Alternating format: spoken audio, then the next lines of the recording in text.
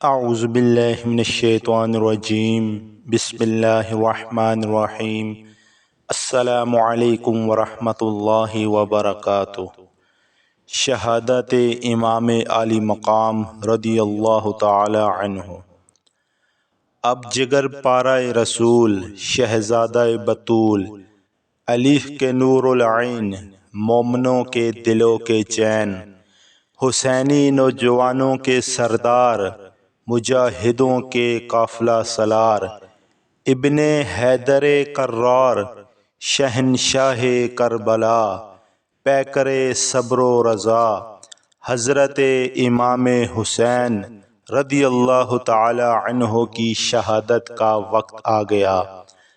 جب آپ نے میدان جنگ میں جانے کا ارادہ فرمایا تو حضرت زین العابدین رضی اللہ تعالی عنہ اپنی بیماری اور نکاہت اور کمزوری کے باوجود نیزہ لیے ہوئے حضرت امام حسین رضی اللہ تعالی عنہ کی خدمت میں حاضر ہوئے اور عرض کیا، بابا جان، پہلے مجھے میدان کربلا میں جانے کی اجازت دیجیے۔ میرے ہوتے ہوئے آپ شہید ہو جائیں، یہ نہیں ہو سکتا۔ امام عالی مقام نے اپنے نور نظر کو اپنی آغوش محبت میں لیا اور پیار کیا اور فرمایا، بیٹا میں تمہیں کیسے اجازت دے دوں؟ علی اکبر بھی شہید ہو گیا، قاسم بھی دنیا سے چلا گیا، اور تمام عزیز و اقارب جو ہمراہ تھے سب رائے حق میں نثار ہو چکے ہیں۔ میں اگر تمہیں اجازت دے دوں، خواتین اہل بیت کا کوئی محرم نہیں رہ جائے گا۔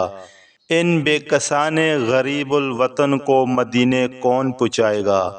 تمہاری ماؤں بہنوں کی نگہشت اور خبرگیری کون کرے گا؟ میرے پیارے بیٹے، تمہیں زندہ رہنا ہے، تمہیں شہید نہیں ہونا، ورنہ میری نسل کس طرح چلے گی؟ حسینی سادات کا سلسلہ کس سے جاری رہے گا؟ میرے پاس جو امانتیں ہیں وہ کیسے سپرد کی جائے گی؟ میرے لخت جگر، یہ ساری امیدیں تم سے وابستہ ہے۔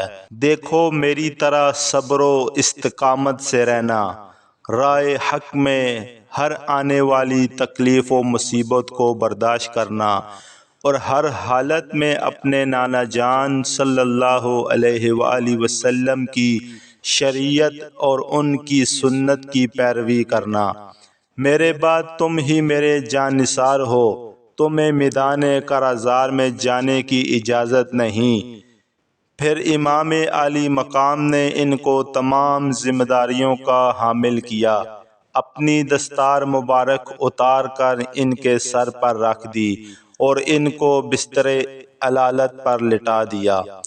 اب امام پاک اپنے خیمے میں تشریف لائے، صندوق کھولا اور تبرکات میں سے اپنے نانا جان صلی اللہ علیہ وآلہ وسلم کا امامہ مبارک اپنے سر پر باندھا۔ سید الشہداء حضرت امیر حمزہ رضی اللہ تعالی عنہ کی ڈھال پشت پر رکھی، شیر خدا کی تلوار ذوالفقار گلے میں حمائل کی، اور جعفر طیار کا نیزہ ہاتھ میں لیا، اور اس طرح تاجدار کربلا، پیکر صبر و رضا، سب کچھ رائے حق پر قربان کرنے کے بعد اپنی جان نثار کرنے کے لیے تیار ہو گئے۔ بیویوں نے جب یہ منظر دیکھا تو ان کے چہروں کے رنگ اڑ گیا اور آنکھوں سے موتی ٹپکنے لگے۔ سب دکھی دل بیویوں کو ایک نظر دیکھ کر فرمایا، اللہ تم لوگوں کا حافظ و نگہبان ہے، اور تمام اہل خیمہ کو صبر و شکر کی وصیت فرما کے اپنا آخری دیدار کرا کے گھوڑے پر سوار ہو گئے۔ سب کو اللہ کے حوالے کر کے دشمنوں کے سامنے پہنچ گئے۔ کئی دن کے بھوکے پیاسے اور بیٹوں بیٹیوں بھتیجوں اور جانثار ساتھیوں کے غم سے نڈال، مگر اس کے باوجود پہاڑوں کی طرح جمی ہوئی فوجوں کے مقابلے میں شیر کی طرح ڈٹ کر کھڑے ہو گئے۔ ایک ولوہانہ انگیز رجز پڑی جو آپ کے ذاتی نسبوں اور فضائل پر مشتمل تھی۔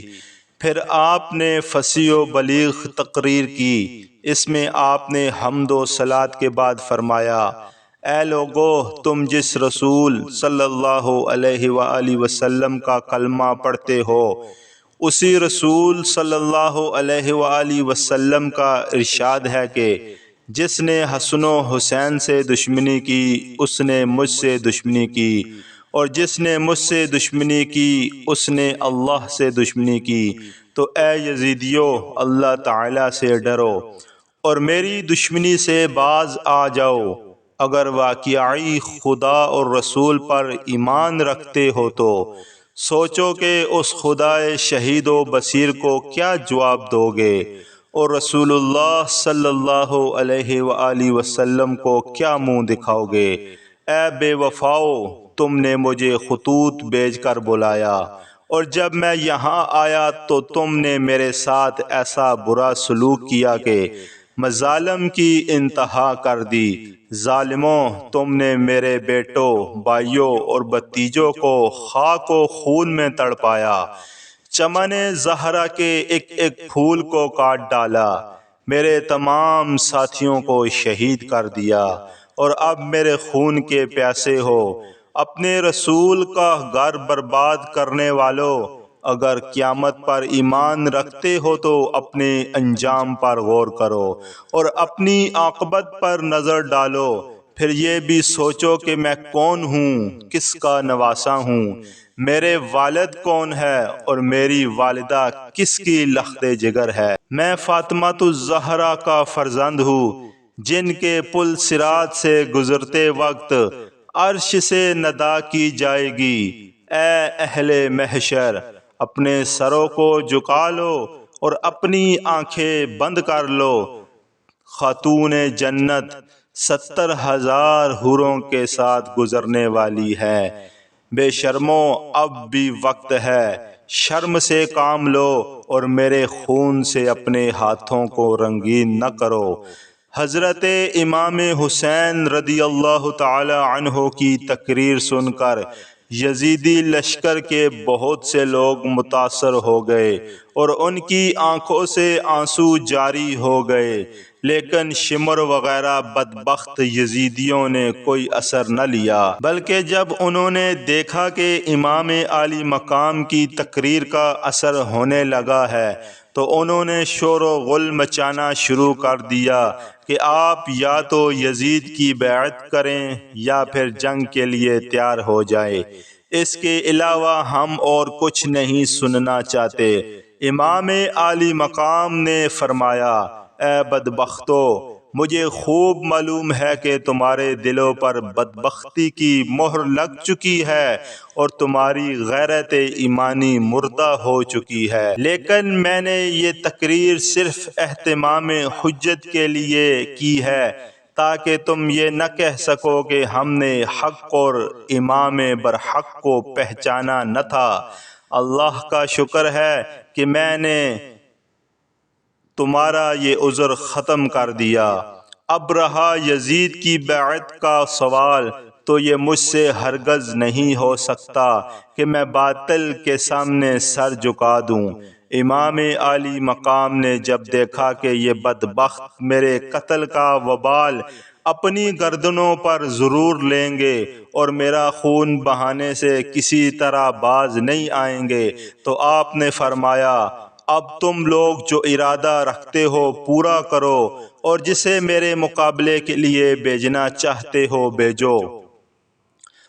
بڑے بڑے مشہور بہادر جو شیر خدا کے شعر کے لیے محفوظ رکھے گئے تھے، ان میں سے ابن سعد نے سب سے پہلے تمیم بن قحطبہ کو حضرت امام حسین رضی اللہ تعالی عنہ سے جنگ کے لیے بھیجا، جو ملک شام کا نامی گرامی پہلوان تھا۔ وہ غرور سے ہاتھی کی طرح جھومتا ہوا اور اپنی بہادری کی ڈینگیں مارتا ہوا حضرت امام حسین رضی اللہ تعالی عنہ کے سامنے آیا اور پہنچتے ہی آپ پر حملہ کر دیا۔ ابھی اس کا ہاتھ اٹھا ہی تھا کہ شیر خدا کے شیر نے ذوالفقار حیدری سے ایسے وار کیا کہ اس کا سر جسم سے اڑ گیا اور اس کے غرور کو خاک میں ملا دیا۔ پیارے دوستو، اس واقعے کا اگلا حصہ انشاءاللہ آنے والی ویڈیو میں بیان کیا جائے گا۔